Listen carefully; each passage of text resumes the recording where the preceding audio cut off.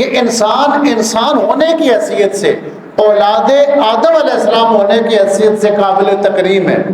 یعنی یہ جو انسانی باڈی ہے یہ قابل تکریم ہے. اگر جہاد میں اللہ کے حکم کے ساتھ آپ نے جہاد کیا اور کافر قتل ہو گیا تو اس کی لاش کا آپ مسئلہ نہیں کر سکتے، کہ یہ نہیں کر سکتے کہ اس کے ناک کو کاٹ دیں، اس کے چہرے کو بگاڑ دیں. بلکہ اسلام کی تعلیمات اور سنت یہ ہے کہ وہ دشمن تھے، کافر تھے، مشرک تھے، لیکن وہ قتل ہو گئے ہیں تو زمین کے حوالے کیے جائیں.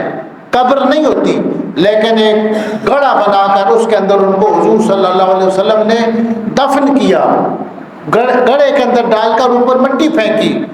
اور یہ بدر میں حضور علیہ الصلوۃ والسلام کی جو یہ سنت مبارکہ ہے، یہ انسانیت کے لیے اتنا بڑا پیغام ہے کہ اللہ کے حکم سے اللہ کے دشمنوں کو تم نے مارا، لیکن جو باڈی انسانی ہے یہ قابل تکریم ہے، قابل عزت ہے. حضرت امام غزالی رحمۃ اللہ علیہ کی کتاب ہے دقائق الاخبار، اس میں آپ نے ایک بات لکھی ہے کہ یہ انسانی باڈی وَلَقَدْ كَرَّمْنَا بَنِي آدم یہ قابل تکریم ہے. یہ ایک فقہی مسئلہ بھی ہے. کتے کا گوشت کھانا بھی حرام ہے اور انسان کا گوشت کھانا بھی حرام ہے،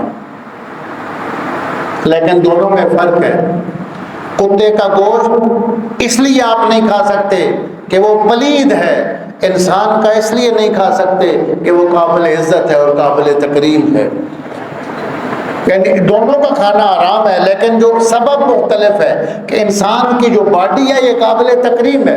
تو حضرت امام غزالی نے دقائق الاخبار کے اندر یہ بات لکھی ہے کہ قیامت کے دن اس ظاہری انسانی وجود اس شکل و صورت میں کسی کو بھی دوزخ میں نہیں ڈالا جائے گا. ان کی جو صورت ہے اس کی حیات اور شکل وجود، بدن کی شکل کو کسی حد تک تبدیل کر دیا جائے گا کہ وہ انسانی شکل و صورت نظر نہ آئے، کہ انسانی شکل و صورت اللہ کے ہاں قابل تکریم ہے، قابل عزت ہے. وَلَقَدْ كَرَّمْنَا بَنِي آدَمَ ہم نے اولاد آدم کو تکریم دی ہے، عزت عطا فرمائی. تو یہ تکریم اس سے ہے.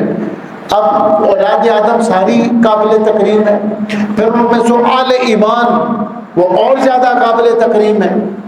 ان میں سے جو اولیاء ہیں، اصحاب ہیں، آل بیت ہیں اور انبیاء اور رسول سب سے زیادہ قابل تکریم ہے.